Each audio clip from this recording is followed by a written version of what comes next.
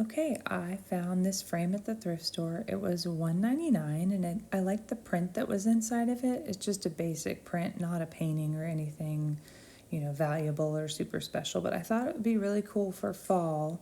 I just didn't like that there was no contrast between the color of the frame, the mat that's inside the frame, and the print itself. So I knew that I wanted to update the mat inside, so I'm trying to take the back off as carefully as I can to push back these little staples that are in the sides of the frame. I'm just using basically like a letter opener. I think that's a good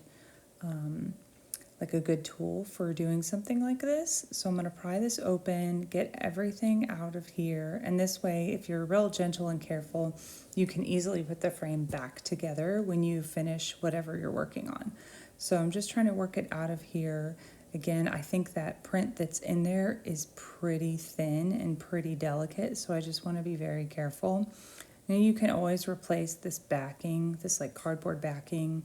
I've done that several times. It's much harder, in my opinion, to replace any of those staples that are on the side of the frame, so I was really just trying to be careful of that. So I'm gonna get this out of here, and again, I can tell it's just a wimpy little frame, and I like the texture of it. I thought the texture of it was really cool. So originally I was gonna paint it.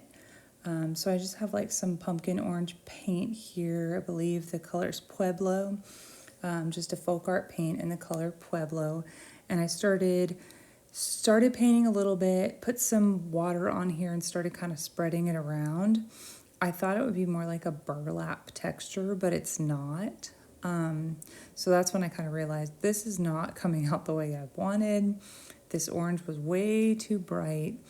And I also realized I needed to protect the print because I was getting too close to the actual print with the watered down paint. So this is definitely something that I needed to be really careful of, and I actually got a little bit on that print, so I knew, okay, it's time to pivot and try something else. So I just got a piece of paper towel and I kind of used that as the border and trying to clean everything up here. But that little piece of paper towel would have been a good like edging protectant rather than trying to use painter's tape and tape everything off. But at this point, I still kind of thought I liked this pumpkin Pueblo color, so I continued on, again, just taking, it's a really thick paint. I think it's just starting to get dried out, but I knew I could water it down and do more like a color wash. That was my original idea. But as you can see, it's just not taking the way I wanted it to.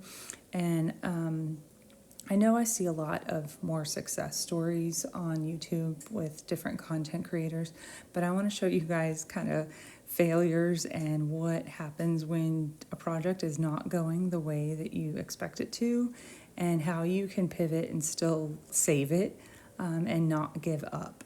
So again, I kept going because I didn't dislike it at this point, but I knew definitely the paint and the way it was kind of watery and everything was just not turning out as far as the way I wanted it. And then when I got everything done and took a look at it next to the print, I knew it looked like almost someone had taken a crayon color and held it up to like a fine art piece. So I knew this was not going to go the way that I had expected it to. So yeah, you'll just see me painting here, but like I said, I want to show these kind of failures because I think they're important, because most of the content you see on YouTube is incredible and everyone's really talented, but I also feel like it sets this level of perfection that if you're still figuring stuff out and trying different things, that you're kind of afraid to fail because you see everyone else only succeeding all the time. So this is just really meant to be an encouragement. If something happens and you do not like the way your project is turning out, I kept trying to go darker and darker and more coats, and I just thought this is not going to go. So I found this piece of scrapbook paper that I thought would end up looking really nice. It would pull out the colors that are more in this bird and this setting. So I just literally took this piece of paper, cut it into the strips that I needed, and took some Mod Podge and Mod Podged it right over my hideous orange, and really laid everything out so that it would look really nice, and get all 4 edges, and then popped it back into the frame. And I think this looks so much better. So thank you all for watching.